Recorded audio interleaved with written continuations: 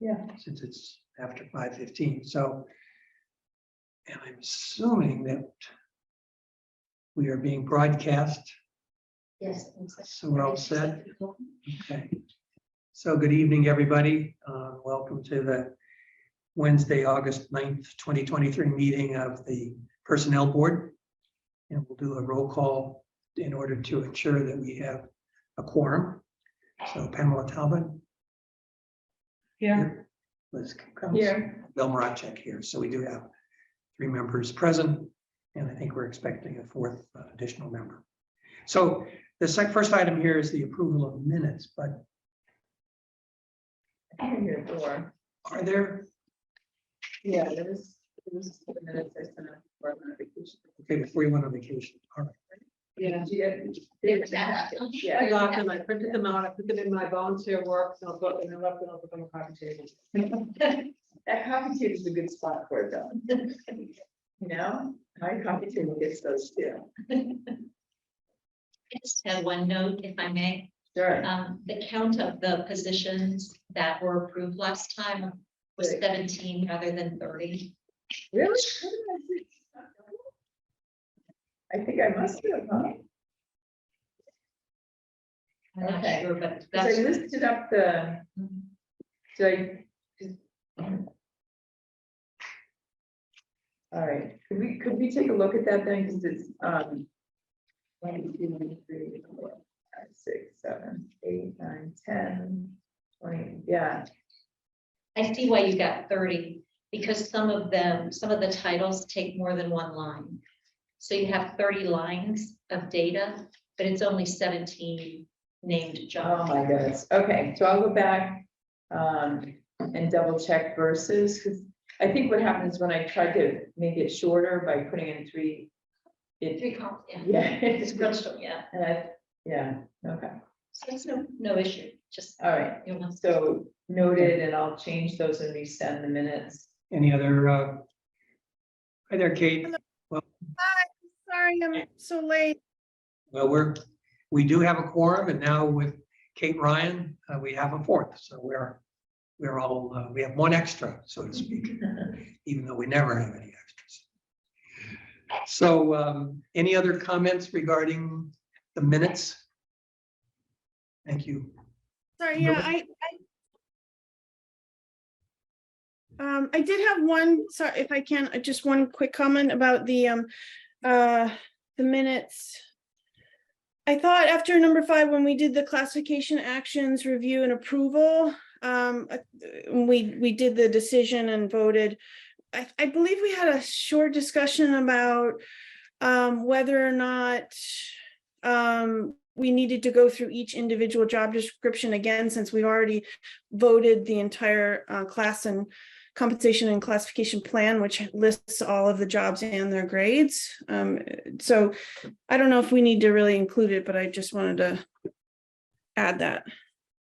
Do you want to summarize what was the conclusion of that discussion? It's not registering with me. I forgot. I think the conclusion of the discussion was we would have another discussion about it. So maybe it's not worth including in the minutes. It was the only thing that I remember from that meeting that I didn't see included. So, but again, not a big deal. But more discussion needed was the conclusion. Is that Yeah, right? pretty much. Okay. Yeah. Okay, any other comments or? So we can go ahead and accept these minutes with the noted Those changes. changes. Okay, is that all right with everyone? We need a motion to do that. We accept the minutes with noted changes. I'll move to do All right, thank you. Pamela, a second. Second. Thank you. So all in favor, I'm going to start here with Kate Ryan, Aye. Pamela Talbot, Aye. Liz Cobbs, Yeah. and Bill Marachek, yes. All right, thank you.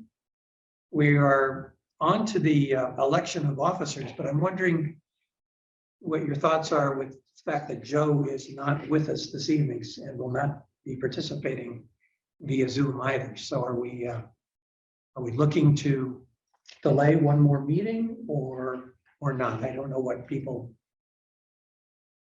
thoughts are. Normally, there is a chair and a clerk. However, Mhm. in the case of the current personnel board membership, we have 2 co-chairs, which is fine, obviously. But we don't have to have clerk. We didn't have one before. But we probably need to determine whether or not we want to have co-chairs or a chair and see if there's a clerk available. I think it's up to you guys. I mean, I think chairing a committee can be a lot. It's a volunteer job, and I think Co-chair's been really I helpful. like co-chairing. When I was on the NRC, I was a co-chair. I liked it a lot better. I think it's actually worked out really well. Too, right, yeah.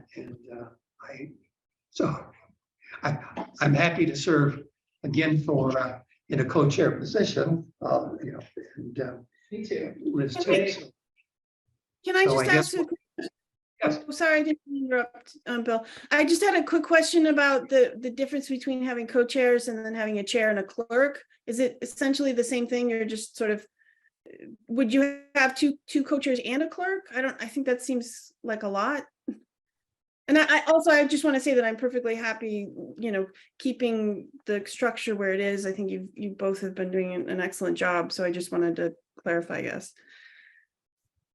Well, it's my understanding that the clerk was sort of always second in command, so to speak. But there were times, I don't think the clerk, who was officially designated, the clerk wasn't responsible for taking minutes. In fact, this particular committee, or the personnel board, there was a staff person from Amy's group, Stephanie, who took the minutes. So the clerk was just sort of by title only. And I don't, yeah. Can I offer up a little? So in a public meeting in this type of setting, there basically always has to be somebody who's responsible for taking minutes at every given meeting. Now, every committee can either have a permanently assigned clerk, or they can decide in each meeting. Some committees decide to rotate that responsibility so that it doesn't always fall on the same person. So that's kind of up to the committee to do it. So the clerk is a role that you have to have on a per meeting basis. But in terms of how to organize the committee itself, in terms of planning the agendas and doing the other things that are associated with that, I think it's kind of up to you. West Concord Advisory Committee used to do it per meeting. And the NRC did it. And I think I was told that the finance committee now does it per meeting. Yeah, and the library committee, when I was on it, the chair just always did it. They like to do it, so keep the meetings. Well, let me weigh in too. I'm glad you're happy with the way it is. I think that co-chairs, like Pamela, you said, it's easier to share and then if somebody's out of town, we can still have, like, when I went into co-chair, I presented, you were out of town. When you're in town, you would do it. So that makes it much easier to share the responsibilities, and that sounds fine to me to continue it. I'm doing the minutes, as we all know, and I'm not sure I'm doing the best job of all the minutes, but The excellent is the enemy of the good. exactly. But also, I don't know that I want to do this in perpetuity, so I'm willing to, should we set a limit on it? I mean, and otherwise, what would we do? Because then it would be clerked every time, and then other people are responsible, for minutes and what do you I'm out think? of town September and October, so Yeah. I'm not a good person to assume any responsibility right now. Yeah, But in the far distant future, I will, in order to alleviate burdens. Well, I So do if- know. Oh, Yeah. sorry. I was just wondering for the chair positions, those are your positions, so we vote and then we vote again next year? Yes, yes. But the clerk, Yeah. we could even, I'd be happy to take minutes too, if you want to we could maybe have some sort of rotating schedule. I don't know if Joe has, capacity to do that, but I could take You're some of happy that. to do it, then I would love to have you be the person to do that. Well, I think she's saying rotate though, and I think, so how about? How about this? I'll do it for the next few months. Pamela's gonna be out of town and we'll just get through, we have a lot of work still to do too, right? Yeah. And Kate, you've already taken on looking at the bylaw, right? So I think it's fair, I'm okay to keep going as the clerk for the next, let's set it either, why don't we say through the end of the year? All right, that gives me Right. another 6 months and then everybody knows it's coming and everybody will take turns. Does that sound fair? Because I think That's that fair. that charter and the bylaw, once we get those things off, I think things are gonna clear up a bit too, right? And the minutes might. We'll do something else. Kimberly is smiling like, maybe Never it'll clear. clear up. Well, I think the only other thing, just going back to the history, Yeah. is that there was a person in the HR department who had been doing minutes for a long time. So I don't know if that is off the table or not. That position's not filled right now. That's the assistant director position that's vacant right now. It would be nice to have someone with that function who's, like a little bit removed from the actual board. Yeah. So Temporarily. the other reason I'm gonna stand and say not to do that yet is that there's transition in that department, Yeah, right? So exactly. once we have a new director and, it's really clear, short enough, Yeah. right? Because when I get on with the remind you too, there hadn't been any minutes posted for quite a while. Which is why I said I'm gonna do it, because I was a bit frustrated with that. It's illegal, in fact, right? I mean, with the public meeting law, we should have the minutes up. So I'm in the spirit of collegiality, but also to help this transition, which is a big one. I'm happy to do it for the next 6 months, okay? But I just wanted to kind of flag that it's I probably can not. give you 100%. Thank you so much. I'll be your cheerleader. So what we have to do now is go back to the election. And I guess, as I understand, with the proviso that a co-chair will serve as clerk, with, I guess, the definition of clerk being the one who takes minutes among other responsibilities. Yeah. That we can go ahead and reestablish the co-chair arrangement. With the understanding is that one co-chair, in this case Liz, will be continuing to take minutes for the next 6 months. And then we can, 6 months from then, we can see where we're at. Sounds good. All right, so I think we're at a point of needing to entertain the election of co-chairs. And we need a motion. I'll move that, you re-elect the existing co-chairs to serve another term. All right, is there a second? Second, All right, so all in favor? Talbot, Kate Ryan, yes. yeah, okay, Liz Cobbs, Yes. and Bill Horacek, yes. Okay, That was an easy campaign. I She worked on Bragg machine. History out of that one. was gonna bring cupcakes again, but I don't know. it's easy. Chris Carmody that the new Zoom system would require 25 cents.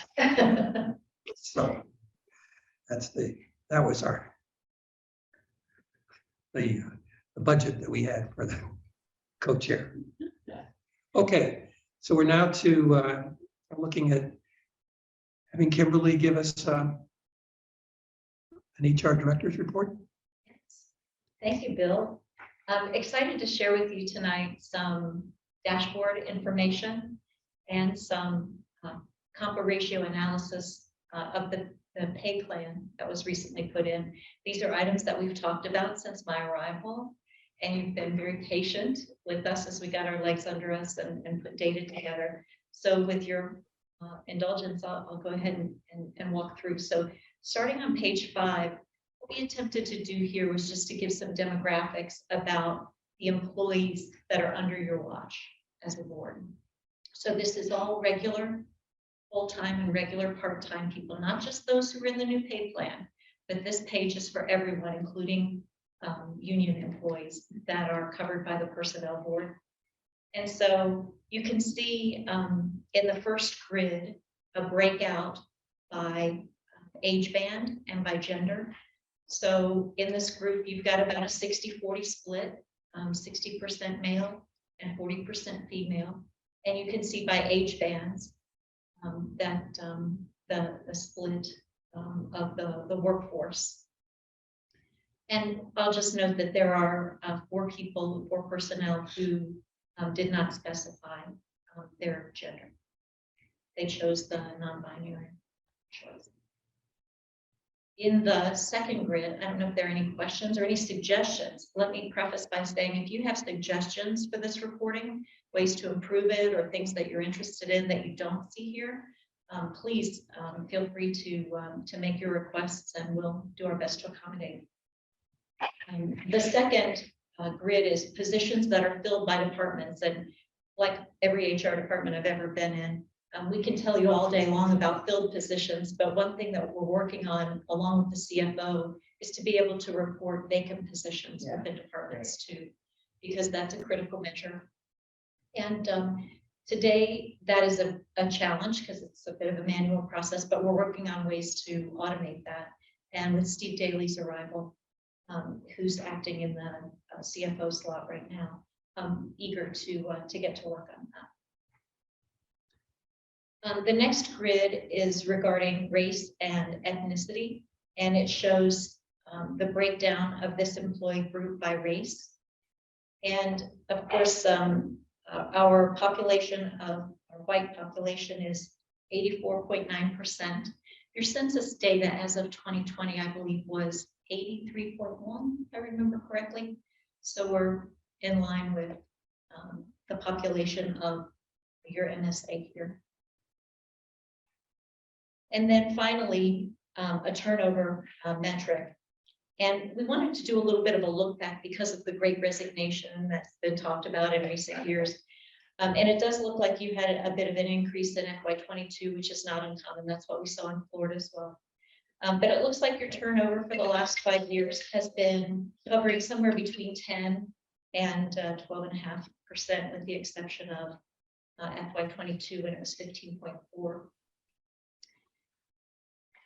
I'd like to just make one comment, and I think it's important that that number is understood and is, I guess, you know, it's obviously going to be a part of the minutes, but I think the perception, certainly from a few citizens who publicly said that the turnover is unacceptable, you know, just way high, is not correct. And that's that particular perception now has actual data that says that we're, you know, turnover, any kind of turnover needs to be examined and understood, but we're not out of sync with what is happening in other municipalities and across other institutions. Perception, true. Well, I can tell you, you're in line with yourself. Yeah. You know? And I can tell you where I came from, you know, municipal turnover between 10 and 12.5% would be right in line prior to the great resignation. Now, after that, I think particularly police and fire have seen some challenges that aren't reflected here as of yet. Now, I may not have said this out loud, but it's at the top of the page. This is through July 1st. Let me explain to you the way our reporting works. Today, it's the early part of August. When someone leaves us, if we were going to show particularly turnover numbers, when someone gives a resignation or retirement, they get a final paycheck for the hours they've worked, and they get one more paycheck for their unused vacation time payout. And because of that extra paycheck, they're not closed out. Their record is not closed out by the end of the one in which they leave. So they leave on a date and we can't close them out for at least 2 more weeks because their final check has to be cut before they can be taken out of the system. So when I come to you with statistics, it's typically going to be a month in arrears. Yeah. For it to be accurate. Mhm. Because if we were to pull July numbers, we'd only have the first half of July ready today. Thank you, that's enlightening. I think it would be helpful to have you, not right now, but to have you know the definition of turnover. Okay. Turnover has all kinds of different definitions, and there are ways that different organizations, and obviously my experience is with the publicly held companies.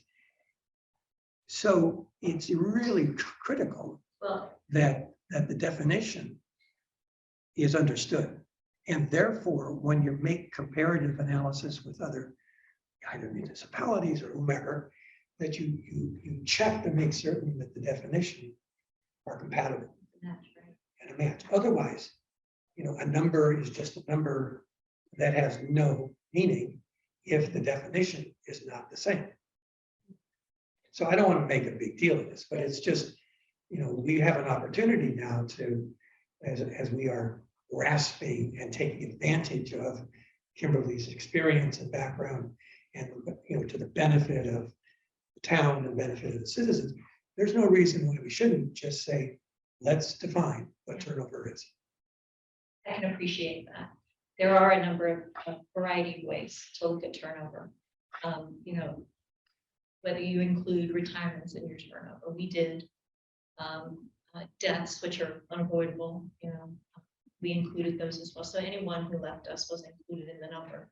There's also an interesting statistic, and our numbers were so small that it really didn't make a lot of blip. But as we get into the year, maybe more, it might make a difference for first year turnover, because you should be concerned about anytime you've hired someone and they haven't completed their first year. So there can be a number of reasons for that. It can be self-selection, or it can be, our choice.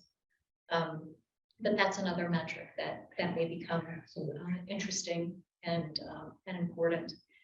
We have begun to complete exit interviews. We've just begun. I think I've done 2 so far. And so, 2 doesn't a story make, but we're going to be looking for trend analysis, because, I understand if a citizen has a particular, interest or interaction with a department and they see some turnover. Of course, if that's what the department they're working with, they're going to have a perception that turnover may be high, right? And that's their limited perspective. We're looking across, larger organizations. So, if you look at your HR department, there are 2 people gone from your HR department out of 5. I mean, that looks like a lot, right? And it is a lot. But I would say, it's just depending on where you sit and who you're working with and where the vacancies are. I can certainly appreciate different perspectives. So if we want to move to the next page, this is just a count to show you hires and terminations for the first 6 months of the year. And so if you look at page 6, it shows that, and it shows by department, that there have been 24 hires out of this group, and that there have been a total of 23 terminations. And you can see how they're broken down between regular full-time, regular part-time, whether they're resignations or retirements. And I'll just give a caveat that 24 hires and 23 terminations doesn't sound like a lot, right? This is just for your portion of the work group. We have hired another 98 personnel in limited status and temporary through June 30, and many more in July and in August as well. And we have terminated or taken off the system over 50 personnel between January 1st and June 30. Any lawsuits arising from any of those? I'm just curious. Yeah. Good. Not that I'm, well, not that I'm aware Oh, you would know. I would be, I think I would be in. You would know. And so, you know, a lot of that is summer hiring. And some of that is cleanup of limited status and temporary roles. But what I'm finding, and that I did not know when I came here, and it took me a hot minute to figure out, is that we utilize regular temporary staff and limited status, which is just people under 19 hours that are free to come and go based on your definition here. So they might work for a part of the year and come back later in the year, leave and come back. There is a lot of coming and going of that part-time staff. People, Or is it based on? some of it is seasonal, but to give an example, and this is not being critical, it's just a fact. Unbeknownst to me, and you guys may already know this may be old hat to you, but some of our personnel, as an example, in the library, as a suggestion, they have difficulty staffing Sundays, right? And so if someone is willing to work every Sunday, they may only work 4 hours a week, but they're covering every Sunday, which is a necessary thing. We want good service on the weekends, right? And so you can imagine if people are working small numbers, some of them may stay for a really long time, but others may come and go. And so we see a lot of putting people on and taking people off and putting people on. It's a substantial workload in order to keep your town running with the service levels that citizens are accustomed to. And so it's just a fact of life at this point. And numbers like 24 and 23 don't really demonstrate that. So I wanted to make sure that you were aware that this is your portion, but there's more to it. So in addition to that, I'm sorry, I was looking and not typing. You had 90 and 50 were two numbers you mentioned. 98 and 50, I think it's 53. 98 hires. Additional hires and 53 additional. Thank you. Let me just make a comment in terms of, is there any value? There is value, but is it at all necessary now that we start to note the cost of the hiring in the hiring process? For example, it's if you're going to put something on the internet, in all likelihood, you're going to pay for it. If you're going to use an agency of some kind, you're going to pay for it. I don't know to what extent the finance head looks for, or if there is even a separate budget, recruiting budget. You can read in our mail. We just had this discussion in the last couple of weeks since our last meeting. You know, it's budget season is getting started for the coming year. And as one of the kind of asks, one of the things that we'd like to see for the coming year, today, the way that recruiting expenses have been done. And, you know, you can put jobs out on our website for free. There are a number of free websites where we can post things, but we do pay money for some. You know, if we have an engineer and we want to go out to the Public Works Association or various engineering, you may have to pay to do that. And typically you even have to be a member. You have to find a member of that organization to be able to post. And one of the things that the town manager has asked of the CFO and myself, rather than when we spend that money in HR, we have charged it back to departments. So Public Works pays for theirs, library pays for theirs, etc. And what the ask is that we put that budget in HR in one single line item so that we know at the end of the year how to budget for that. Because right now it's some departments put it in line A and others put it in line B, and it's not easy to corral all of that and determine what we're spending. We would hope that the finance people would have some chart of accounts that actually has recruiting as a separate line item. But anyway, I don't keep track of the town's finances and its chart of accounts. But the other thing, Kimberly, is it possible to add in the new hires a column for the source?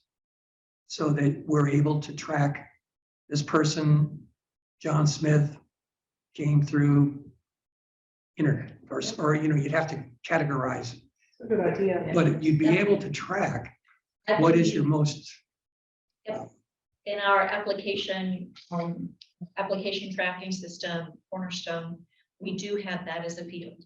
And so I think we will be able to tell you with some level of granularity where our hires are coming from. in this report that you just mentioned, is there any state requirement of providing a list of, or the number of people who applied for positions, the number who've been interviewed, and then, you know, you move down to one acceptance, obviously, but is there any requirement that numbers are tracked? I don't know that there's any requirement that those numbers are tracked. But we would have, because everyone is required to apply for the role to be considered, we would have data on how many people have applied. I think, okay, I mean, that's very helpful, but I think it's too soon to extend and merging these two databases, which is what you'd have to do. And I'm not sure the value gained by actually doing that right now. You know, what you've done and accomplished is wonderful. And I think, you know, there's obviously what you're doing right now is fine tuning. Well, what happens too is as you fine tune, it becomes obvious that you can do more, right? So those first steps of actually knowing how and who and how many is fantastic. And Pamela, you're not aware of this, but this is the first time in this, at least in the year I've been on the committee, that we've seen data like this. So it's very exciting. And it does prompt all the questions. These are great questions, Bill. So. Well, let's treat it like an onion, right? Yeah. And we're peeling, we're just getting through the first layer. We're getting the very most basic data, and we'll get used to looking at that, and we'll decide, you know, where we take it from there. Because I think there is a lot of opportunity. Even 90 days in, I will tell you that we have just begun to scratch the surface on our recruiting, really, with all the pay plan business that we were in the midst of. It's been a bit of a challenge. And that we're just actually, the ADP is full on now, and 365 days a year and all that. Yeah. For this group Okay. that is under your care, they are a 52-week, 26 pay periods, 2080 hours. And then the other groups in succession as their contracts are renegotiated. So Are the union employees incorporated into the ADP system? Is that how they receive their pay? everyone is in the ADP. Okay. What is the acronym for ADP? What's it stand for? Automatic data Data processing. processing, yeah. Thank you, Betty, on It this. goes back 20, 30, 40 years. I don't think any of my jobs have ever been on anything other than ADP. And I couldn't tell you what the A was. One thing, Kimberly, because if I don't say this now, I'll forget. But back to when you were talking about exit interviews, I would really be interested if you could share with the personnel board the form that you use. Not that we're here to manage that at all, but I think from an informational standpoint, it would be nice to see what you're using. And I think if in fact we had any, you know, comments, suggestions or whatever, I'm sure. What happens with that information? I worked in the town and say for 6 years, I'm leaving. I say it was really great, except for blah, blah, blah. And they say, okay, great, you know, good luck in your next job. What happens to the information? Well, we're looking for trend analysis. So Okay. over time, but anything that's uncovered, of course, the town manager would be aware of.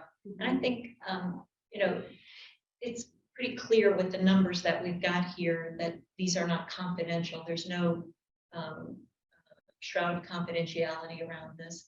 So anything that's information that can be used to better folks' experience, I think needs to be shared. So true. Yeah. What do they do the interview with you? They do now. Some Carrie has had an open door for items like this, and so of the two we've done, I've done one of them, And she and I did one together. After That's great. There's a longstanding employee who retired, and we did it together. Great. And I'm sure that was very helpful for, having someone in a long time, understand where things are. That's I'm great. sure it was appreciated too by the employee to have people in senior management actually talking to them about their experience. It was a nice conversation. And in addition to that, I don't know if you were aware of this, and it's not a commercial necessarily, but Carrie is doing, gonna forget the name of it, but it's like an afternoon iced tea with Carrie. And she's done, I think, 3 rounds, several weeks apart. And people can set up a 20-minute time. That's a great to idea. go and, That's really unbelievable. And are people coming? yeah. I don't think she's had an open spot yet. And so she plans to continue it, and I think gives people, that open doors, allows for people to, give really great ideas, give constructive feedback, it's all good. Great. I have one question on the data. Do you have something else? No? Okay. I was looking, so the race and ethnicity, and again, I understand this is the onion, right? The outside of the onion. What I'd love to be able to understand here is more of the nuances. When were people of color hired? Is there a trend up? How, and that will allow us to get to that next third probably level of the onion to say, and what are we doing about it? And how are we making this a more welcoming community? We have the diversity commission, is that what it's called, the commission? And we could probably, share that data with them and help, really understand what are the ideals and how are they going forward. So this is the first step, but then understanding, a trend analysis over time would be good. And yeah, I mean, the figures are really low. I don't know if I knew. Well, the race stats though are in line with the population census. And Yeah, but nobody lives in town that works here. too. that's the problem, but Yeah. I mean, I don't even know if it's a problem, it's a reality, but I think it's pie in the sky in Alice in Wonderland to expect to recruit people who live, say, in the city, or even they can't even afford the city anymore. I mean, people who live in Warren, till you address the housing issue, you're not gonna get the diversity that the town says. it Yeah, wants. I agree. It's just that simple. It's so interesting. I don't know that this is helpful, but I want to share with you, years ago, we were looking at installing health centers where, now remember, I'm coming from a city and I'm coming from a large city with a lot of employees, with a core.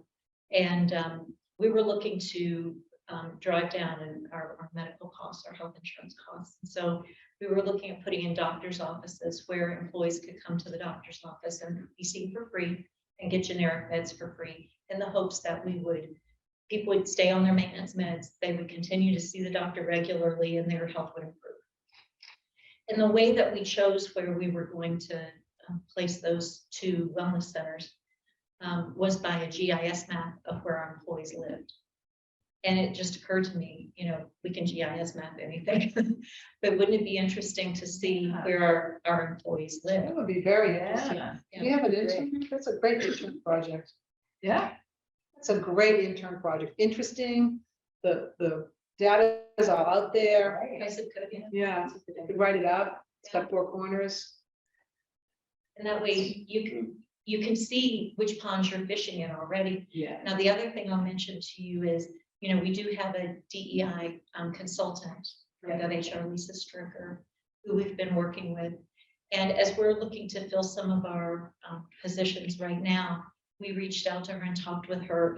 You can Google and do your own research and come up with a lot of diversity types of websites where you can post jobs. Mhm. We talked to her about where are the ones, where we're going to get the most bang for our buck. Mhm. And we did choose 3.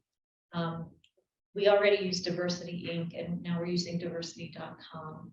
There's a fee for them. There's one called Fairy God Boss, which you may have heard of, which we're looking at using. And then a third one called Pink Jobs, which is primarily LGBTQ interest. And we're posting positions on that, along with all the specialty engineers go here, finance and accounting goes here and stuff. So, The jobs like for the pink post, you're not just posting on that. You just want to make sure you throw out a lot of that. right, to try and assist with this very, these very numbers. So that, we're casting a wide net Mhm. and we're giving everybody the opportunity to apply and be considered.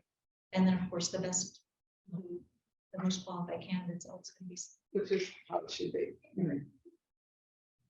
I love that idea of the GIS, because you could do it also color coded or, looking at age, length of Mhm. hire. And my guess is that you have people that are closer and that have been on for a long time because prices have gone up in housing for so much, right? Probably not too many new hires are living in Concord. Right, Back in the day, they did, yeah.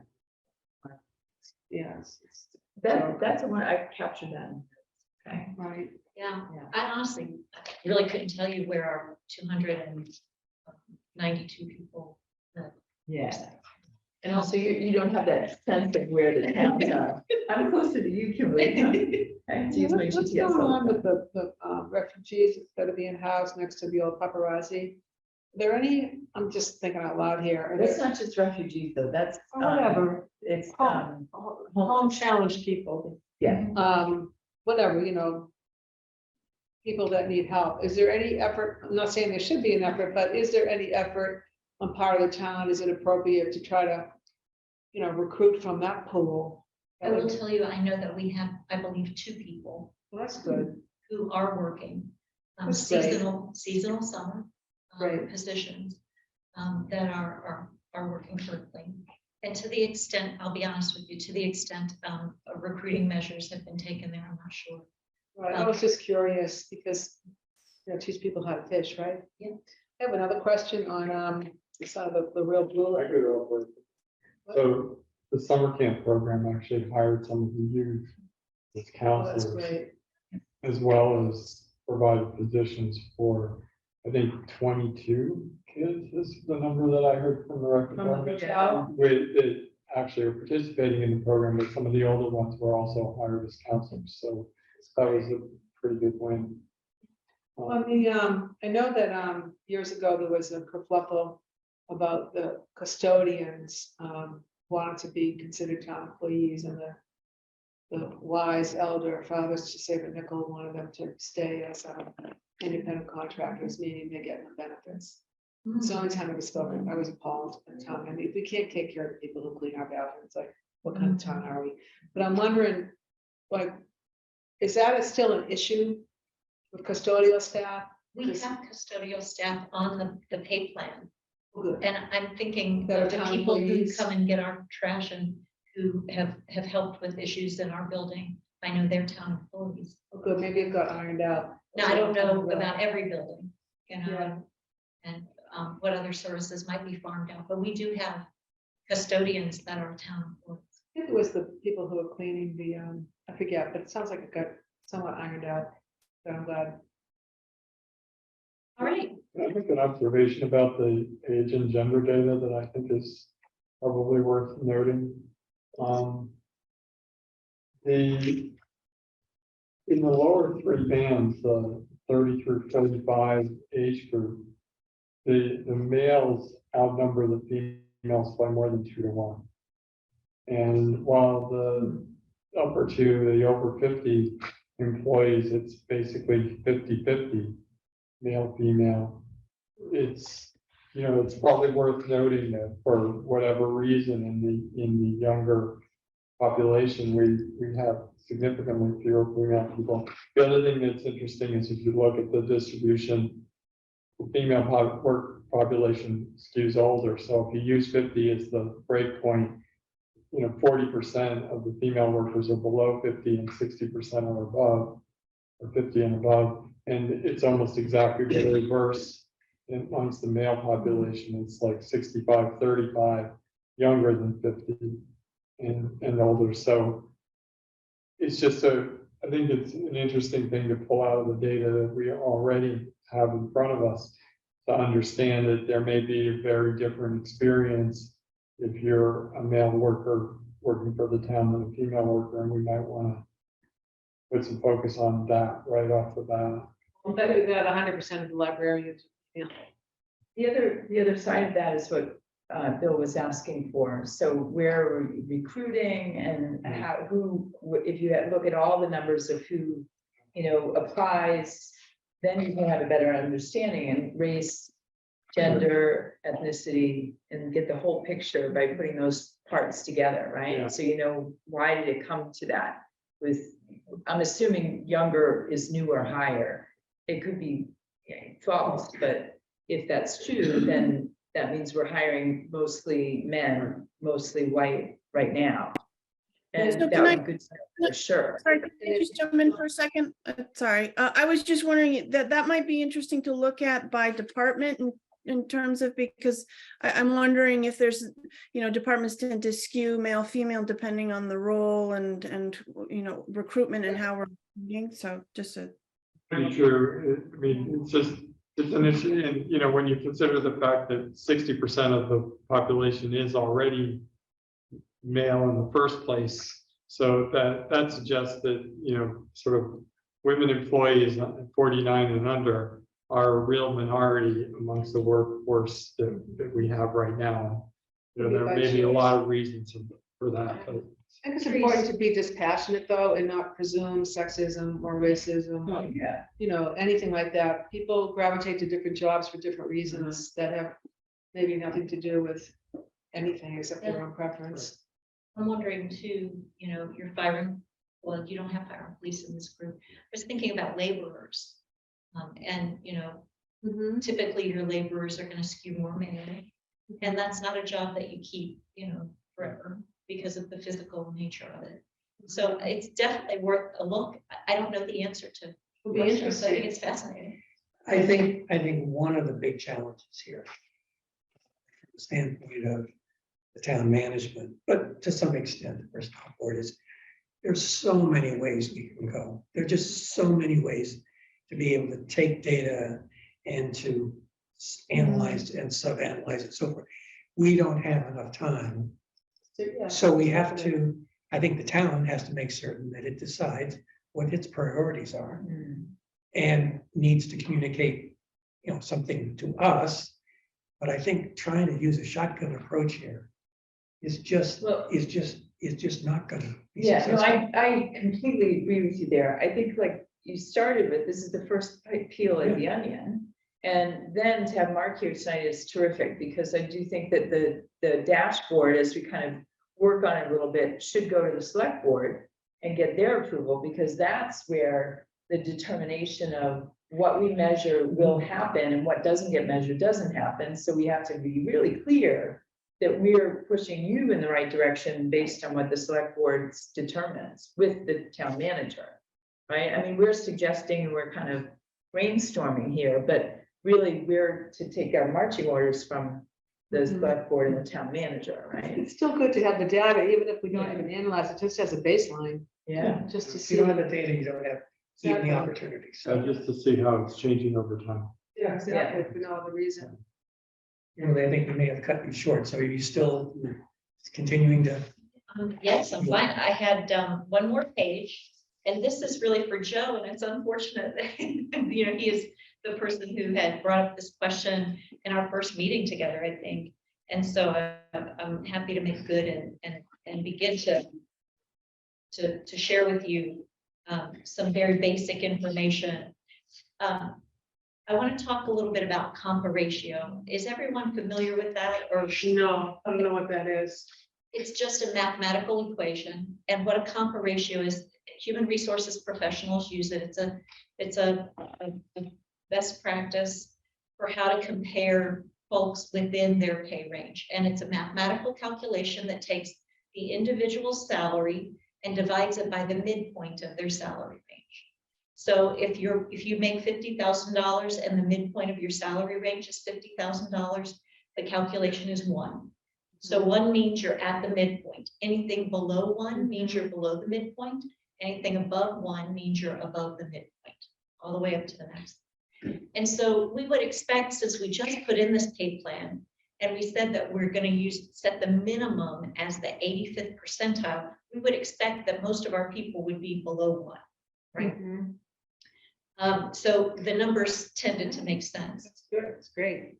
So looking at the average, now remember, we had 292 on the last sheets because that's everybody in the personnel board's world. This particular page is only those in the pay plan. So it's only 171 of your 292. And so that 171, there are 90 males and 81 females. And the male average compa ratio for the 90 personnel is 96%. And the average calculation for the women is 99%. Now, as Mark so aptly pointed out, in the next grid, you're going to see that when you do the age, when you average by age, you're going to see that the average age of the men in this group is 45.7 years, and the women's average age is 53.4. Now, typically, especially in government, the longer you're in a role, typically the higher you are in the pay rate. So we don't have any way of knowing how many years experience any of our men or women have, but we know how long they've been here, right? So looking at, and we know their ages. And so in this third grid, you're gonna see, based on the age band, those who are 18 to 29, we've got 10 people in that age band, and their average compa ratio is 90%. For the next band from 30 to 39, you've got 32 people and their average is 93%. And you can see for each of those age bands, it follows suit that the average compa ratio gets higher and higher until you get to the 3 personnel that are between 70 and 79, and they are over 100%, or they're over. So with your average being 97%, those who are younger are below that, those who are older tend to be above that, and it follows suit right in order. Makes sense. Yeah, you know, I didn't know what to expect when we pulled the data, so it just is what it is, and it does make sense. Based on race, of course, we're dealing with a little off some small numbers here, but with your average being 97%, there's a sole American Indian or Alaska Native who is below that average. And there are 15 people who are not specified, who are just slightly below the average. Everyone else is at or above. But it's slightly below, it's like ballpark, right on the money. Kimberly, this encouraging. information is now, you've integrated this into an ADP providing you the data, and somebody in your group then manipulates the data, or how does it actually, what's the process to get on your piece of paper? You pull the data, a list of all employees Okay. with their race and their age and their sex and their salary and what salary grade they're in, whatever the midpoint is. You can have a spreadsheet do the calculation. Salary divided by midpoint gives you a compa ratio. And then you can pivot table, if you're familiar with pivot tables, to pull each of these groups of data. Big step. Yeah, it's a great start too. I mean, yeah, it looks encouraging. Yeah, you must feel good that the numbers line up the way they do. You know, it had nothing to do with them. But it's a problem you don't have to deal with because there's not really a problem in there. I think it tells you that that we have a number of challenges about recruiting for sure, and there are certainly a lot of areas that we're beginning to work on. But one thing that you can have some comfort in is that on the average, that's not to say that every person is paid exactly where they should be, or we couldn't make arguments for changes there, but on the average, with a group this size, your data lines up. Right. Kate, since you're remote, or I want to make certain you have any opportunity or have the opportunity to ask any questions that you might have, so that you're included here.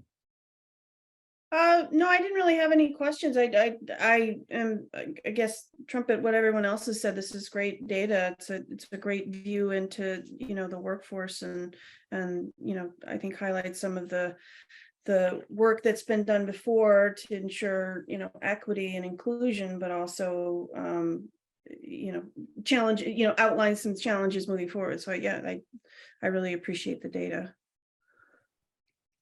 Is there any intent to communicate this to the select board? Is this an appropriate agenda item? I mean, it's been very revealing to me and to personnel board, but is this at all an appropriate agenda item for the select board, or not?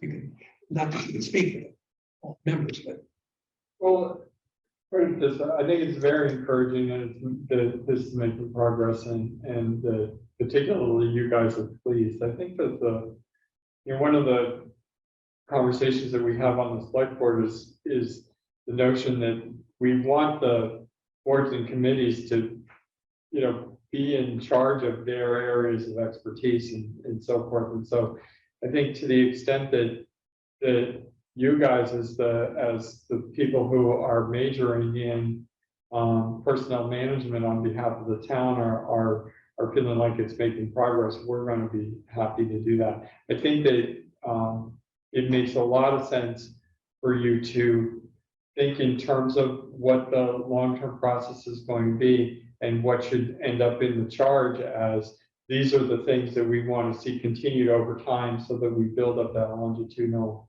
data and have a process that we can evaluate over time. That's what I believe the select board is looking for in the work. And so I think it's great that there's an opportunity to not do that in a vacuum, and that Kimberly's been able to provide you with some sense of what's readily available now out of the system. I think my reaction is this also validates that the class and comp study was done pretty effectively. Immediately after doing it, it seems to line up so nicely, and one wonders what it looked like before the class and comp took place, but we don't have to go there, and it'll be nice to understand that it can be potentially monitored over time to make sure that we stay in line. thank you.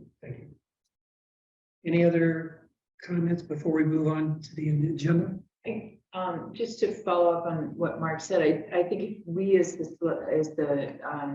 personnel board are going to the select board to give a presentation soon, which we should, on the charge and recommendations for the bylaw, we should probably include the first of the dashboard and present to the select board and what our recommendations are for any next steps, because that does sound like something that's important to help the select board know. Is there a deadline for that bylaw review, revision and recommendation? Early December. I think to your point, Liz, that would be very welcome, I think. And to your question, if the bylaw is going to be updated, it needs to fit into the town meeting calendar schedule for that. The charge is, I think you guys have discussed, can be done anytime, because that's really a document that's put in place by the select board and represents an agreement between the boards about what's going to be done.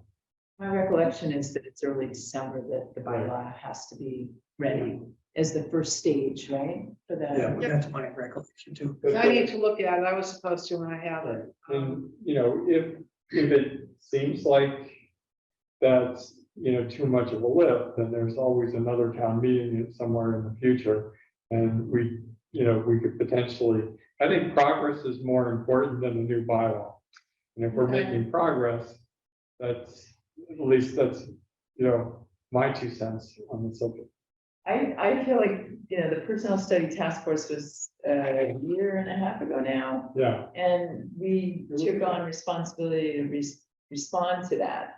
And one was to get the bylaw changed. So it feels like to me, we still have time. It's August, right? Yeah. And I don't know, Kate, if you have many comments, if you've been able to take a look at it versus the draft charge, or I think that was in the minutes, right, from last meeting that you were gonna take that on. Yeah, I mean, I've reviewed it. I haven't really made much progress yet, but I agree. I think we do have time, and that is one of the things that came out of the task force was to look at the bylaw and to try and make it, to sort of re-envision what the personnel board should or be moving forward, and to bring that forward to town meeting. So yeah, I'm happy to keep moving forward. I haven't, like I said, I haven't made that much progress, but I think if Pamela, if you can look at it. Yeah. It's really easy to find. You said you're on September and October, you're out though. Yeah, a lot of the country in October. So if you and Kate though, as a subcommittee, that's acceptable under, right, to meet separately? I'm really thinking of your legal expertise would be helpful, because the bylaw is something that's required by the state too, isn't it? What's the impetus for having it? Like, I don't want to fix things that aren't broken. I haven't read it yet, but it was really easy to just pull it up on a phone. What was the impetus to edit it? Is there something not working It's about it? really out of date, there's inconsistencies with the charge. Okay. It was 1984 or something, it was.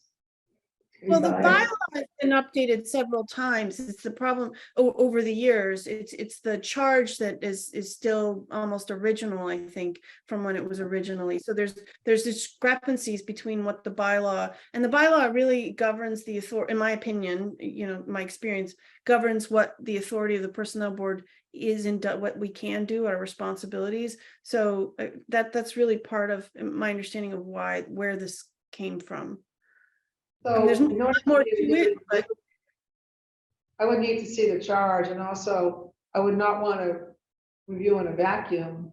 And I don't know if this can happen by the end of the year. I would like to review what other towns do. Yeah. That's all in the personnel study task force, they have other bylaws, I think, in the task Okay. force report, as well as other charges. Yeah, So it is all in that one document. If you don't have it, I'm sure they have, they gave me a copy when I Is it took it. online? I believe it's available online because I read it. Okay. it is. Before I forget, this might be a little bit of a non sequitur, but it relates broadly to this. I did do a little bit of legal research after the last meeting I was at, which I think was we had that extra meeting in July. And there are, remember I said employees at will, I was concerned that the document we were looking at had sort of, come up with this whole procedure to give people review when they get terminated, and it was really giving de facto contract rights, and I was concerned about that, because you don't take on anything you don't have to take on as the government. And I did some research, and there are 11 states in the whole country in Massachusetts is one of them, and this is a good thing, they're called just cause states. You probably know this, that employees can't be fired without just cause. So we do need to provide a mechanism to show just cause, but I think it could be as simple as you will meet with the fill in the blank HR director to discuss the reasons for termination, period. The whole thing with the investigations and the appeals, like, it just screams to me that lawsuits and de facto contracts and conferring de facto, yeah, it's, ugh. And that's in the bylaw, or is that in? a It was separate in document? some document that we said, left my file at home. The last document we looked at that had, maybe it was the charge that had created a whole procedure, which was, a good procedure, except we don't want it. You don't want to give someone rights they don't. I sound like I'm like this right-wing nut job, and I'm not, but you don't want to give people rights they don't have, I understand. because then that creates work and appeals. Well, I will say this is more restrictive than Florida. So the 11 states, Florida's not one of them. Oh, I can imagine it isn't. Right. And so I was a little surprised by some of our policies that flow out of that. Out of a that- just cause, yeah. Yeah. I just know But from it is having, what it is. It would be up to you all to decide. yeah. We'll honor the I think policies. we should scale it back. I mean, I just know from having been at the Attorney General's office that when we got our personnel, handbook, right in the front, it said, nothing in this book is to confer, any, exactly, any rights. But I just think we should be careful, that's all. We want to be great employers and encourage people, and don't hopefully never have to turn to anyone. If we do, to definitely have just cause. We don't want to create something that is more of a burden on the already overburdened town. One thought that comes to my mind as we were talking to them about the personnel bylaw is that in essence, we need some kind of plan going back from whatever that date in December is. December 15th, Okay, draft warrant articles are due to the town, to so the we, town moderator. okay, thank you, thank you. So we really need to think about a plan that whatever the steps are, and in my mind, I don't have what those steps are now necessarily leading up to, but there are a lot of different, in my opinion, pieces in that personnel bylaw that will require some discussion. And I think the major one in my mind is to what extent is the town manager going to assume some of the responsibilities that currently now only the personnel board has. And this sort of goes back to the town manager before Carrie, who was in that particular time, 2-3 years ago. One of the major changes that was going to be voted upon in town meeting was that that would be officially documented, that the personnel board would no longer be responsible for what it has been doing, which is the approval of positions under the new positions under the classic comp. This is where we got back into that particular time in our history. We were rubber stamping something. Now we've become a much more robust personnel board than back then. But I think that's a key piece that we as a personnel board are going to have to decide, do we want to recommend that to the select board or not? And I think there are citizens who are going to have a particular voice and opinion. And we have to, if we're going to do that, have the town manager assume more authority. And I think we have to think about, okay, so what's the feedback mechanism? What is the feedback mechanism of actions that the town manager takes that then can be communicated to the personnel board? And what does that look like? So anyway, it's really, the personnel bylaw has many pieces that I think are going to be pretty much cut and dry, but there are going to be some of these philosophical considerations that I think will require us and the town to thoroughly vet. Okay, so I thought you were going in a different direction, Bill, but I captured what you said. I think logistically, we have to also make that, we know December 15, we have to have something finalized. Before that, we need to get the select board to agree on the charge, and before that, so there's, discussion. And also, I think because one of the key issues that we've been dealing with is that the charge and the bylaw are not aligned. And that was what Kate, when your position was, let's do the bylaw first, and mine is we need to do both at the same time. And if we're going to do both at the same time, both of them have to be between now is mid-August, and if we're going to stick to one meeting a month, and we don't have Pamela for September and October, that really squeezes what we'll be able to do. So I really think we do need to have you two talk about the bylaw. And I think you're the right too, with your experience, to really take on that and look with the study task force report and what they, organize. I'll tell you what about I that prefer. material. I prefer to see the work that's already been done. And then I'm not cutting anything out of whole cloth.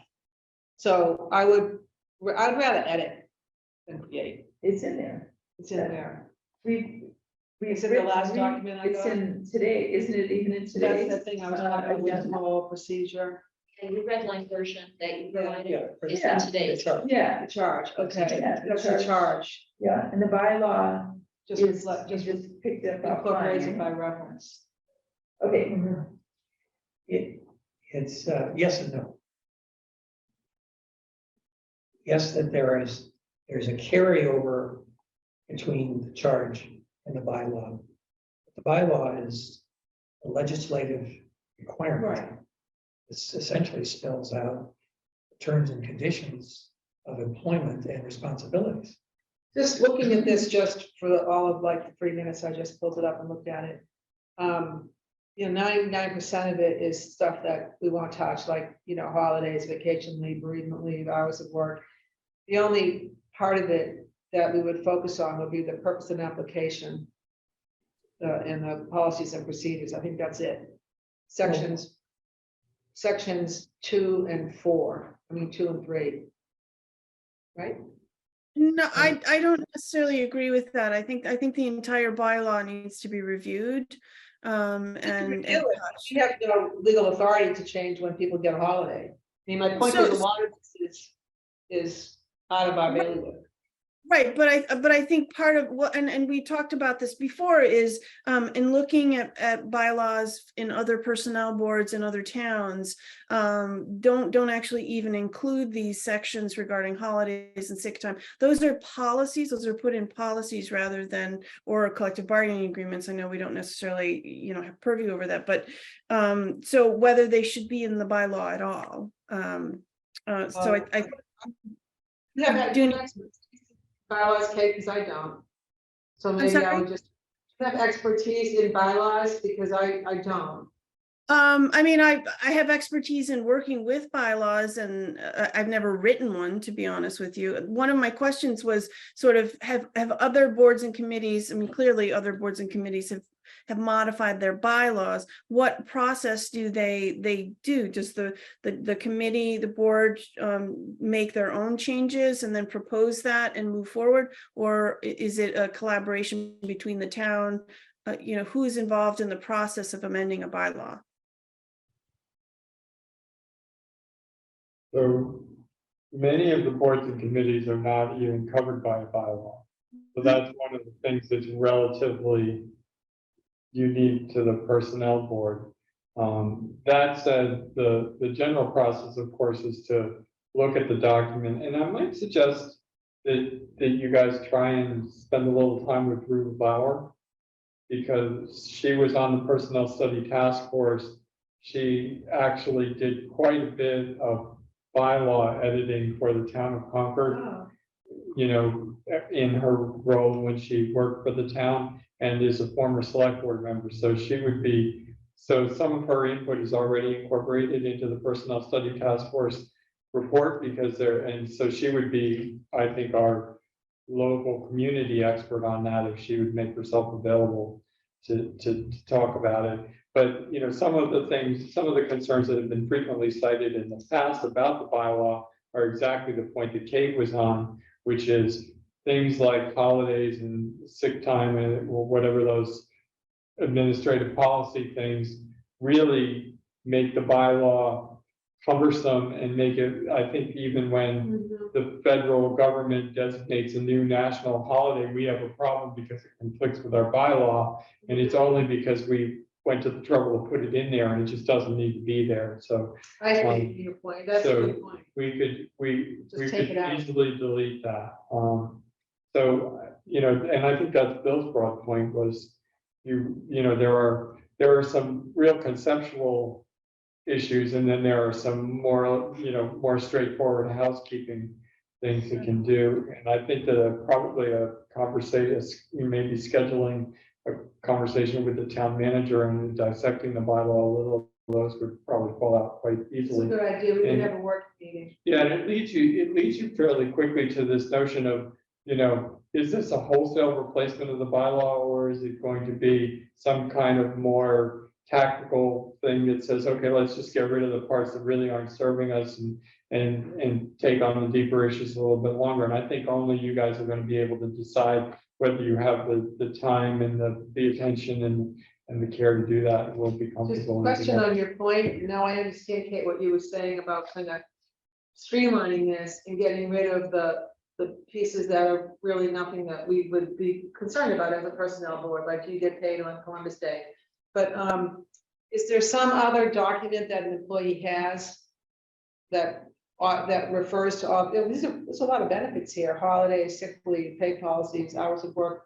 There are both PPPs, personnel policies, and then APPs, which are some type of process-related documents that were both incorporated into the personnel task force report. They had reviewed those. And they are out on the website as well. So we could get rid of anything that's already somewhere else and just incorporate it by reference with one sentence. Boom, done. And as maybe amended from time to time. Right, exactly. Yeah. Give it that kind of boilerplate language. I think, Kate, we think the same thing. Yeah. Well, I think we should, Mark, really excellent, points, thank you. I think we should, for our next meeting, see if we can invite the town manager to, as a start to go through with her eyes, some of her thoughts. So can I make an alternate suggestion? Because I'm worried with Pam's legal mind, she's gonna be out of town for 2 months. At least of our meetings, could you, Kate, and the town manager meet separately and put together a draft that then comes to the committee and we can then work on it? Because I think if we don't do that, we are gonna run out of time. Kate, I could be free the week of the September 27th. Yeah, I could work on that. Sure. Do that, we could just, let me get sort of.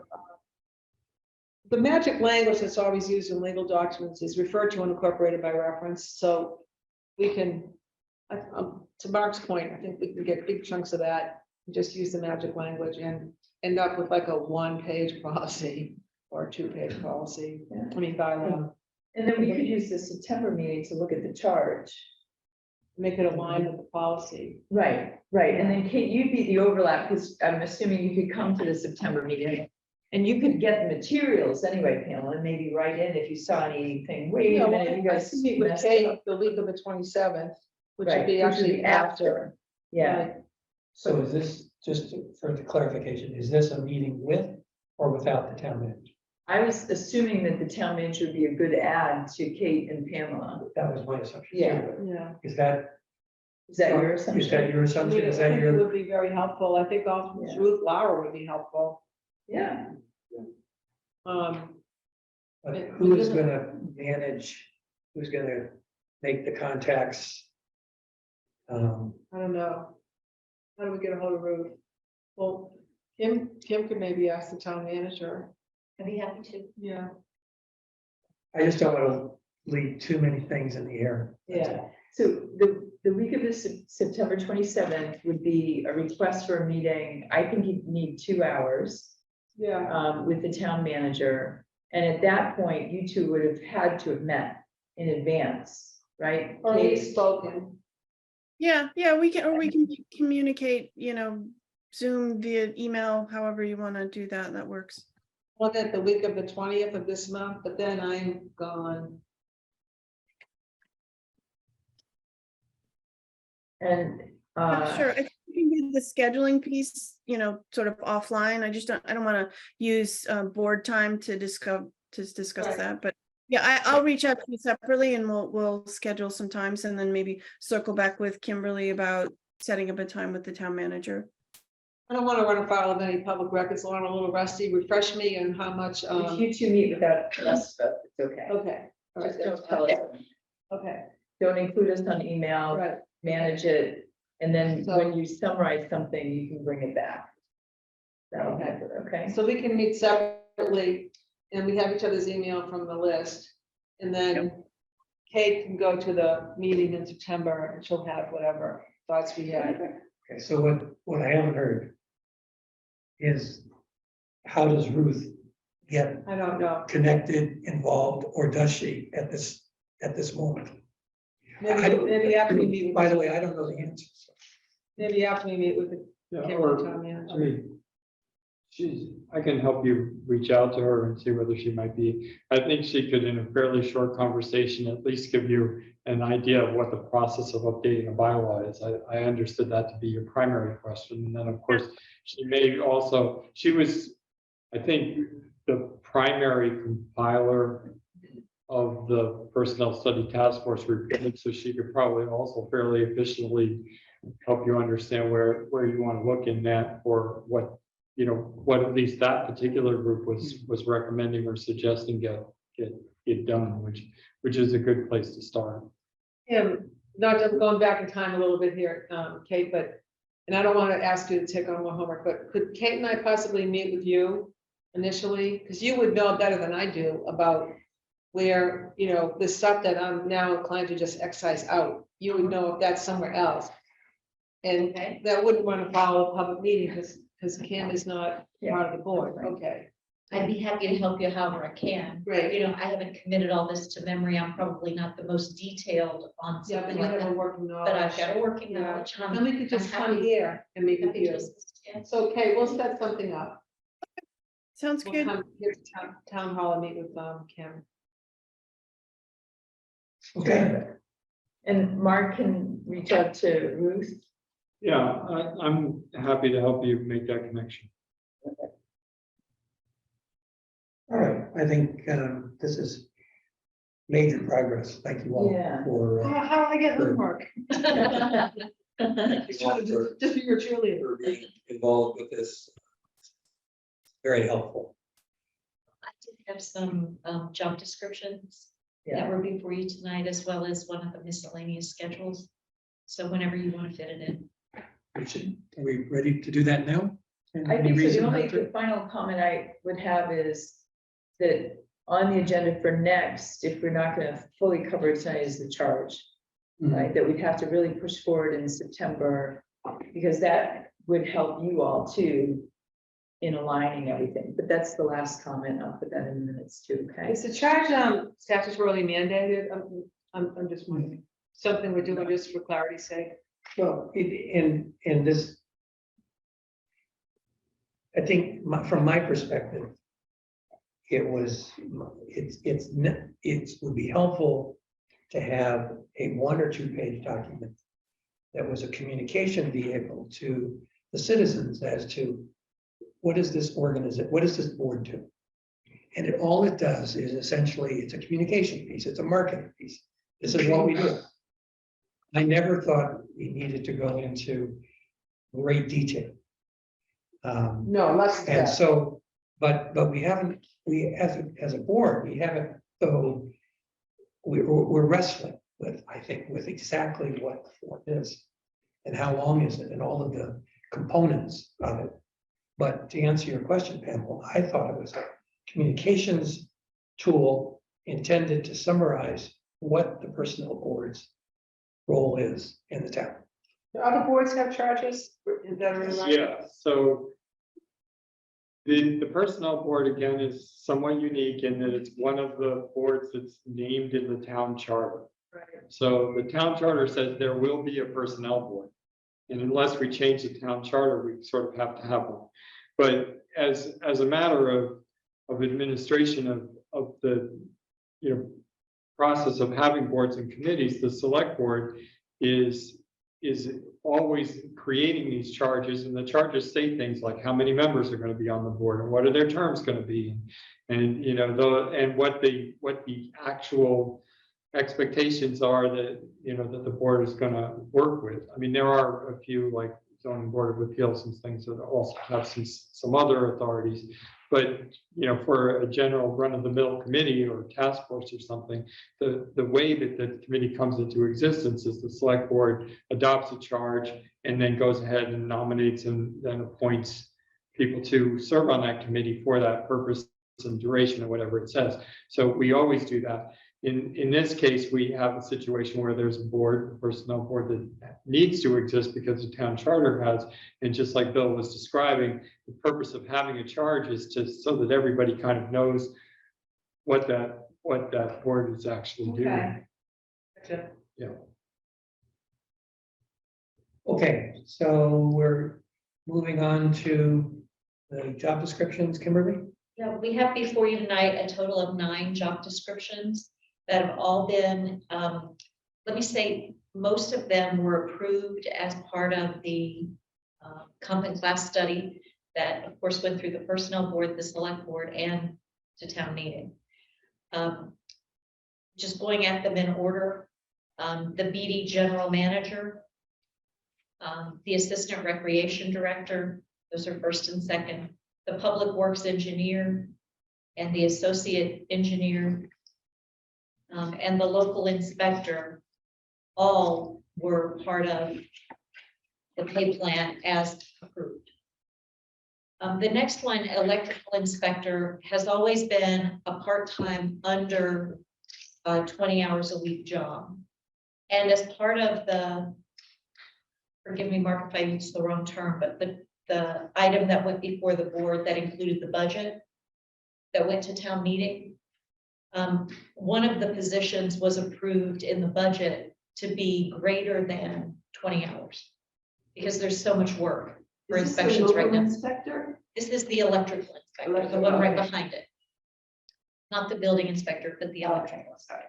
Yep. And so this position, we had to JAQ because it didn't exist in the pay plan. New acronym, new acronym. That's the questionnaire that the business area fills out as to what the exact duties are going to be, what the Okay. skills and abilities requirements are, physical demands and so forth. And then it's scored to determine what the pay grade would be.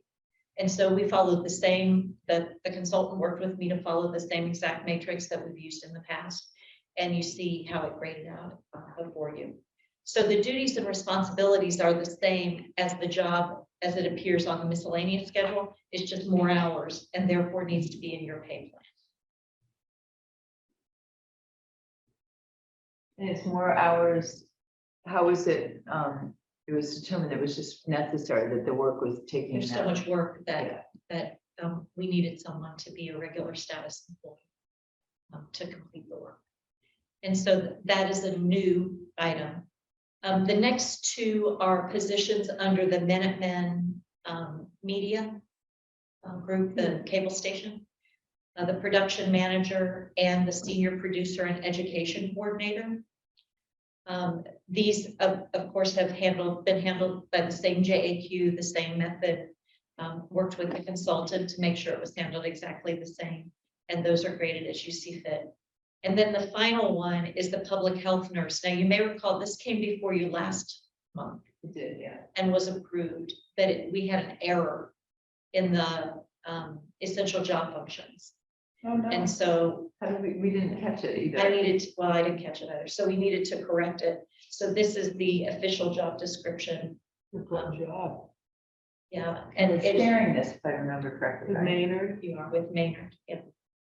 And we're still under recruitment, so it has not.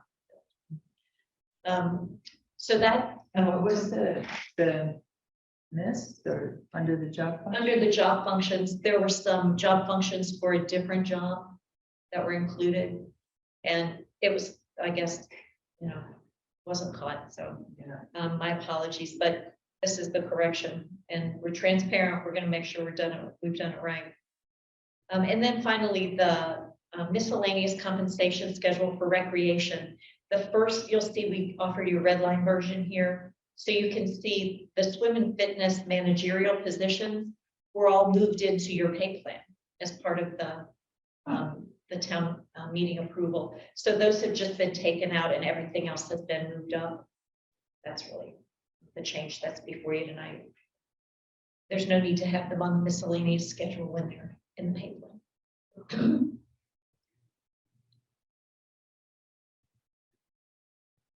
So Kimberly, with the electrical position, we're talking about going to more than 20 hours. I'm assuming that whatever budgetary difference is being created, that somebody, I guess I don't understand the process. Somebody has confirmed with the finance chief It's already approved that in the budget. there is, so the budget that was established had a figure that now covers more than 20 hours. It covers the 30 hours plus benefits, should the incumbent choose to take advantage of our benefits. So in some ways, it just, we're assuming anything that's going to get presented, which is fine with me, but we're assuming that whatever financial monitoring It's careful. assessment, Yeah. whatever has been taken care of. It's already careful. All right, so we're ready to, for a promotion to address these job descriptions. I move to approve the job descriptions that were just presented by Kim. Do we need to elaborate by name in the motion, or can we refer to the presentation of Kimberly as? Seems like we need to have some. Seems like you itemized them, Liz, last time. You made your I list. did. Yeah. Uh-huh. I will make sure there are only 9 in this round. But yeah, I did itemize them because we'd had that discussion, Kate, I guess, and it wasn't determined which way to go, so I itemized them. And I think we should stick to that until we have clarity around the bylaw and the charge. No, And absolutely. understanding. This Like is, how- it may be minor in some standpoint, but I think it's, as a standpoint of attention to detail, it's good to enumerate them. Yeah, okay, so Pamela moved to approve the job descriptions as presented. I'll second. All right, so all in favor, Kate Ryan Yes, and Pamela Tupman, I, Ms. Cobbs, Bill Maratchek. Aye. All right, Thank you.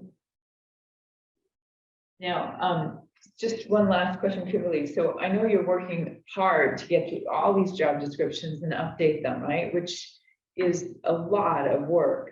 And it can get bleary-eyed, I'm sure. How are you doing? Are you, are you halfway there or No, no? Yeah, no, 17 plus 9, we're at 26, and we've got 139. Okay. So, my sense is that the ones that have already been approved at town meeting, which is the vast majority, yeah. will be pretty straightforward. Because those job descriptions, the ones we've touched thus far, were already created from the JAQs, from the questionnaires that were filled out to evaluate the jobs. And so to the extent that we come across some that haven't been created, they'll take a little bit longer, but my hope would be, and we've had vacations this summer like everyone else, and it's just been, whew. But my hope would be that by the time I leave, you're clear, you're clean. Because we Are you are, hard stop with us or what? why don't you stay? everybody's been so welcoming, and they pull my chain all the time about getting a second home and, staying. I have extra bedrooms, my kids can go on. I appreciate that so much. My contract is through August 31st with extensions through November 10th. And so that's really great. And I've committed that I would hang out until a successor's named and we can transition properly in that time. That's great. That's Thank very- you for that. Believe very that. gracious. That's very, very nice. All right,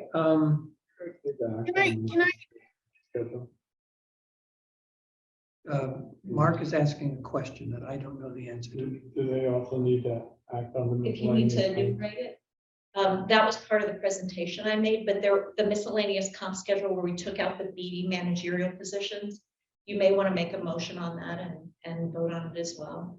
The Just to be taking out clean. or what's left in it? Just approving the remaining comp schedule. Thank you, Mark. Welcome. So we need a motion. Well, could you, sorry, just hold on, I'm getting to it. I didn't print, I'm trying not to print, but it's not always easier to go through everything. I wasn't really clear with how it was presented. So the summer programs, these are not miscellaneous. Everything on this compensation schedule is a recreation position that does not fall under the new pay plan, but it's a part-time or a limited status type of position. And this is the comp plan for those recreation positions. I see, And- all right. The only change is that the top group, the swim and fitness managerial positions at the BD Center, all got put into the new pay plan. So we're just removing them because they don't need to be here. They're in Oh, I a different see. pay plan. Oh, okay. And then everything else, Liz, got moved up. So we're just collapsing it to make it read prettier, so there's not big gaps in it. Okay, so it's just swim and fitness, general, all those functions, swim coaching, these all stay in the miscellaneous. They do. Okay, yeah, got it. All right, so that, I think that's understandable. Okay, so I'm like to make a motion to approve the miscellaneous compensation schedule for recreation as presented in the personnel board packet. All right, My second page. so all in favor? Aye. Kate Ryan, Yes, Pamela Pelby, Liz Combs, Yes. and Bill Brodchecker, yes. Okay, I guess what we decided to do is we're going to, in the next meeting in September, we're going to, we'll tackle the personnel board charge Okay, again. yeah, yeah. You'll have the draft bylaw much slimmed down that you can then align it with. Remember, less is best. I did, So- if you look at the red version of this one, I tried to take in our last discussion and limit what was in there. I'm trying to get to it here. But I do think that last push would benefit from having the bylaw Yeah, too, right? To run it. So, that's why we're setting up a separate meeting. Yeah. okay, so And Bill, the end of August. your idea is don't touch the charge tonight. Is that what you're That's what I saying? do. Yeah. Right. I'm on board with that. I mean, we can keep, when we get from the subcommittee, we get what they're doing, and then we can look at it again. And let's call us the subcommittee on the charge, right? Bill, myself, Right. and maybe, we can't even have Joe, right? Because then there's a, yeah. I don't want to waste a lot of board time, but it will be more time efficient if I ask these questions right now. What Kim and Kate are here is on the weeks of August 20th and 27th. Mondays are usually good for me. Is that good for you, Monday or Tuesday? So that'll be the 21st or the 28th. Monday I can't do, but I could possibly do Tuesday. Yes. Okay. 28th. You say the 28th or the 29th? Yeah, I could, 29th, yeah. potentially the 29th, yes. Okay, that's great. So, and I'll send a reminder. Can we just come here and I'll bring you something from TKX as a thank you at like 10 o'clock? Would that be okay? Is this where your office is? Oh, where's your office, Kais Road? No, 55 Church Street, behind the old Really? church. Oh, that's Or right. in West Concord. Right. Yeah, we share the. parking What lot time is area. best for you, Kim? On the 29th, Yeah, I'm open in the morning, 10 o'clock is good. 10 o'clock is on. So I- I'll send it. I work during the day, just so you know. I could potentially do a morning meeting, but I need to really check my work schedule and get back to you. I'm not Okay. sure that I can Why make don't you that get work. back to me? I'll Yeah. work on you, 'cause I'm retired, and I'll work on you too. So are you free at all in the early evening? I'm over here in the afternoon, so if you Okay. wanted to meet at 4 or 5 or something Okay. like I that. could do we So- that. I could make that It's work. okay. Yeah. Okay, if you can pick the time that works best for you, 10 or 4 or 5, and let me know, and I'll send out an Okay. agenda and a reminder. Yeah. Awesome. Very good. So that's And all set. Am I to ask Carrie for Yes. a meeting subsequent to that? Let's see how this goes. Okay, Yeah, I just made notes. I wanted to make sure I did it right. yeah. All right, before we adjourn, because I think that's where we're at, I just would like the minutes to reflect. I did a quick look at the personnel boards. What it says on the what it says on the Concord website with the personnel board. This goes back sort of to Henry Dane's request to clean up, revise, review the what is the information that currently resides and so forth. So this is going to be, what I just like to, is it's going to be my recommendation, we delete everything that's there, which actually at the moment only includes information that pertain to the various articles that were presented at the April town meeting. I mean, that's months past now, so there's no reason why that should be there. I think what we should put up and again, would be the charge, maybe a link to the bylaw, the members of the personnel board. I think it'd be interesting to know how, if a citizen wanted to contact members of the personnel board, how that's done. I don't think it'd be personal. A lot of the committees to have the email for each member under. But we'd have to decide if that's. I don't want that. So That's anyway, the last thing I want. how to cut. And then I think the last point here should be, we should just note what the regular meeting date is right now. Yes, So, I mean, it's pretty straightforward, but anything that's up there on the, right now, all pertains to the last town meeting, and that's.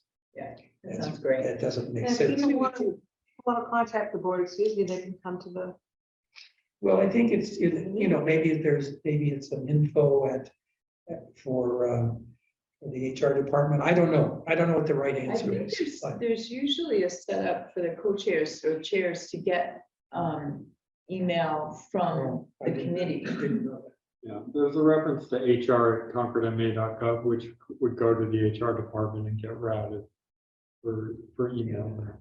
And basically, I think that looking at it, I would eliminate the 2023 town meeting stuff, and the rest of it is your meeting materials. It's a good idea to mention when the meetings normally are, but there's already a link for view agendas and minutes, which should get you to anything that's actually been scheduled by the town clerk, which is important.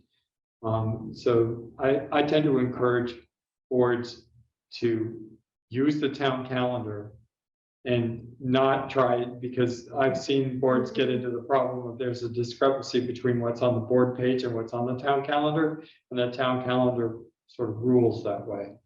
So it's a Well, good, then, a reference to the town calendar. yeah, that's what's actually already there. So, but you can do, but it's a good idea. And I do think that it does list the membership names are out of date. Nancy Crowley's still on there. All right, so we need to get in touch with the person who manages the website, right? But I We think can't do that ourselves. we need the next meeting to exactly what we're going to communicate to. Yeah, I think maybe Shannon- vote on it. Okay, so then the task for each member is, and I'll put in the minutes, look at the town website. I'm just starting the ball. I would say that most boards empower the chairperson to deal with the public Okay. information officer, Donna McIntosh, to change the web page. And, you know, if somebody on the board has a concern, they can deal with the board chair, because that, you know, Okay. it doesn't have to be that formal. Sounds what you And this said, is Bill. Donna McIntosh, yeah. What you recommended, Bill, I thought sounded great, so I'll support you as Okay. the chair Okay. to do that. Bill, Donna sits right here in the town manager's office. Oh, So okay. Okay. if you dial the, She's a very main number. important person. Yes. Okay, I think we're ready to, any other, it looks like we only have one citizen. Any citizen comments? Okay, so we're ready, I think, to adjourn, entertain a motion. A motion that at 7 o'clock, this is early for us, we adjourn the personnel board meeting Great. for August 9th. All right, second, it's okay, and then all in favor, Kate Ryan, Yes. Pamela, Yeah. Liz, Yes. and Bill Morachek, yes. Thank you all, and Mark, thank you for Very welcome. attending, it's really, So organized. Yeah.